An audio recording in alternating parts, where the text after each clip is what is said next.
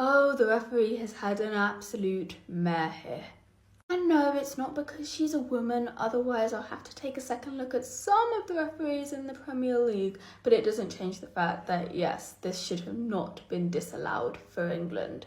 Yes, the ball does catch Colwill on the arm and it lands at Jude Bellingham's feet, who later scores, but it was an intentional handball from him. But it is what it is. Goal or not, England did not deserve to win this game. And we've been handed the first defeat of the Thomas Tuchel era and England's first defeat to an African team. I think the record coming into this game was England had faced 22 African teams and they had not lost to a single one. Well, that changed tonight, 3-1 to Senegal. As I said, I didn't think England deserved to win this game. I thought Senegal played a very good game. Now, I don't want to get ahead of myself, I don't want to be reactionary because this is Thomas Tuchel's second game in charge. And yes, what we have seen so far has not been the best, from Andorra to here now. I still think he hasn't fielded his strongest lineup yet. It is still going to take a little bit more time, so I'm not going to judge just yet. But what I will judge is the performance, not Thomas Tuchel as a whole.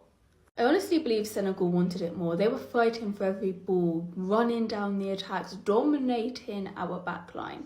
Walker completely switched off for that first goal and it just took a split second, and Senegal were through. And that's how quickly football can change. I enjoyed the cameo from Morgan Gibbs-White. Many of the chances that we created in that second half when he got substituted on did come through him. He was involved heavily. Isaiah as well played well. Bellingham, when he got substituted on, of course, that goal that shouldn't have been disallowed. I didn't think Saka was too impactful. Anthony Gordon as well, not at his best. Henderson, I think he could have done better, particularly with that second goal. But as I said, not the best of starts, but I'm not going to judge too heavily at the moment. But as always, let me know what you think in the comments down below and like and follow for more. I don't think anyone can make a better Premier League team of the season than mine, and if you disagree, let me know in the comments. But without further ado, let's get straight into things. For that goalkeeper spot, I don't want to hear about Alisson. He is one of the best goalkeepers in the world, but I have got to give it to Nottingham Forest man Sells. The sheer volume of shots he's faced and saves he's made edges it for me. Now on to our back four, and I've gone with Munoz in that right back position. I think he has been excellent this season. A centre-back pairing of Gabriel and Virgil van Dijk, although shout out Milenkovic. And at left-back I've gone for Kerkez. I think he has been fantastic for Bournemouth this season. Moving on to the midfield, and when I say this had me sweating, it had me sweating. At DM, and I know people are not going to like it, but I have gone with Chelsea's Caicedo. I think he has been one of the best holding midfielders in the world this season. Bruno Guimaraes has been excellent for Newcastle, but I think Caicedo just edges it for me.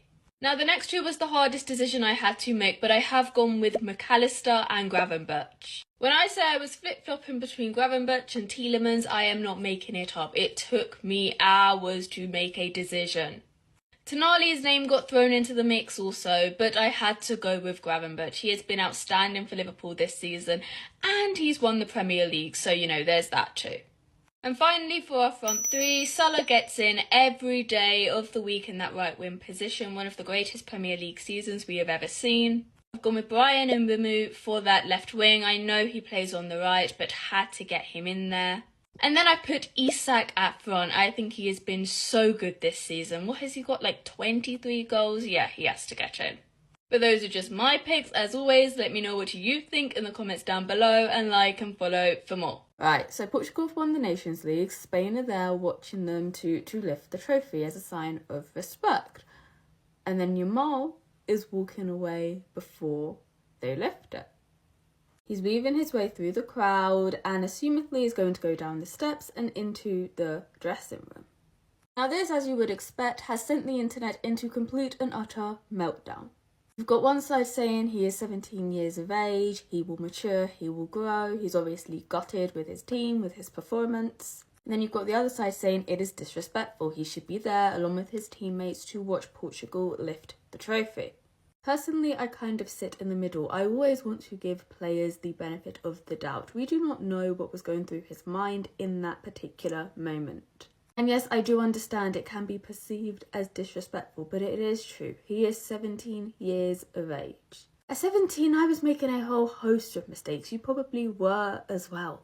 He's just had a really bad performance, a very tough night. Nuno Mendes was incredible against him, and he probably just wants to go home to his mum. And I think with time and experience, these things will come naturally. I've been very vocal on here saying that Lamine Yamal is playing at best in the world standards. So in terms of growth, development, we cannot judge him the same way as we do the usual 17-year-olds. However, in terms of behaviour, in terms of maturity, we can. And for me, it's just a teenager maybe having a little bit of a strop, feeling uncomfortable, upset, who needs some time alone. Also, maybe he'd pulled something and he needed to go to the medical staff or something, I don't know. As I said, let's give him the benefit of the doubt. But as always, let me know what you think in the comments down below, and like and follow for more. History does not repeat itself, but it does rhyme. And I know Ronaldo bested Ashley Cole in some of their matchups, but you get what I'm trying to say. Because there is always that one winger and there is always that one fullback. And for Lamine Yamal, Nuno Mendes is that fullback. One of the most dominant, actually scratch that, the most dominant performance I have seen from a defender against Lamine Yamal since he debuted. Actually, since Nuno faced him last. He did not have a sniff. He did not have a sniff. And I think that's one of the first times that I have seen Lamine Yamal scared to take his defender on. He barely even attempted to face 1v1 against him, always waiting for the overlap. Sensational, absolutely sensational. But Nuno was by far the man of the match. He was incredible today. Defensively, he was solid, as I said, against Lamine Yamal, but he also stumped out several Spanish attacks. But I mean, the goal he scored was absolutely outworldly. The assist for Cristiano Ronaldo, excellent finish by the way, but Nuno, wow. He is such a rare profile because he is world class both offensively and defensively. As I said, man of the match. But seeing Cristiano Ronaldo like this felt good. Honestly, the way he broke down in tears, I think he got onto the floor at some point. You can see just how much this meant to him. And 40 years of age, I think he scored in 8 out of 9 matches in the Nations League. Do not quote me on it. But I mean, a goal in the final, a goal in the semi-final, 40, as I said, 40 years of age. It's phenomenal. It is absolutely phenomenal. As I said, Nuno, that goal, absolutely brilliant. Yeah, I think it was a deserved win for Portugal today. I thought Spain started the game very, very well, but Portugal clawed their way back. There were some tight calls on either end. Of course, there was that offside goal for Portugal. Bruno Fernandes, excellent finish. But well deserved. Very, very well deserved. But as always, let me know what you think in the comments down below, and like and follow for more. Is anybody sitting here questioning why a front three of Thuram, Kolo Muani and Kylian Mbappe was more effective than one of Dembele, Doué and Mbappe?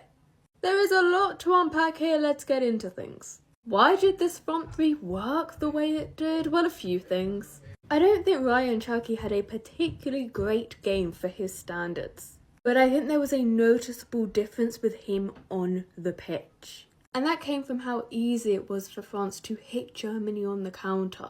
Also, Germany were playing way too high at some points, but we'll get into that later. For years, they've had some of the fastest players in world football and nobody to give them that final pass. But watching Rabiot against Spain, even though I think he had an improved game today, but watching him against Spain, France would often look to counter and he would just run round and round like a fidget spinner. And then by the time he's passed the ball, Spain have all of their men back, or he's just passed to the defence. Cherki wants to attack, he wants to propel players forward, which is why Thuram, Mbappe, Muani were seeing a lot of the ball, were getting into good goal-scoring positions because of him.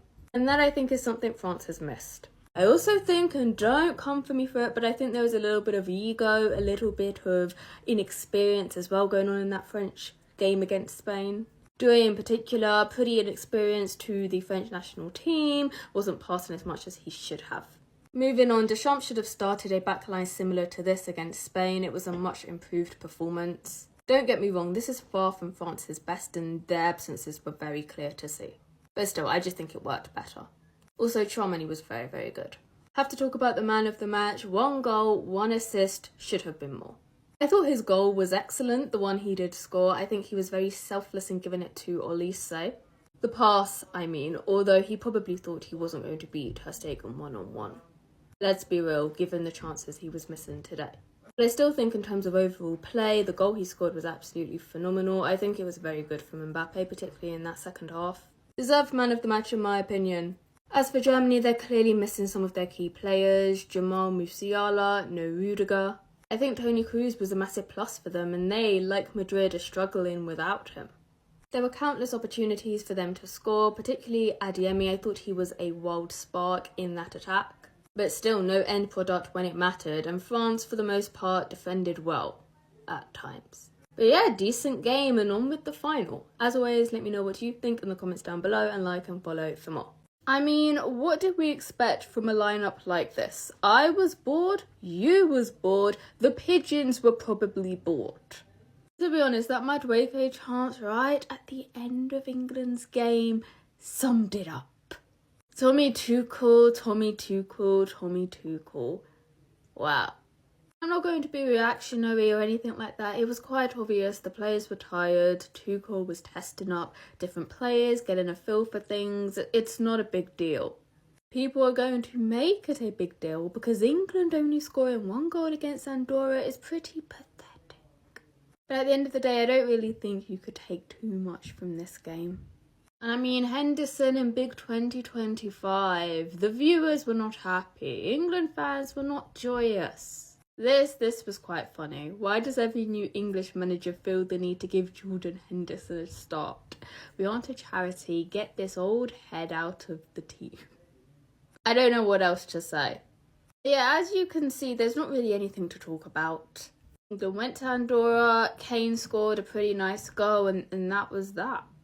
I do think once more players return, once Tuchel picks his starting lineup, that things will start to look a little bit brighter. But for now, yeah, there's nothing to say. But as always, let me know what you think in the comments down below, and like and follow for more.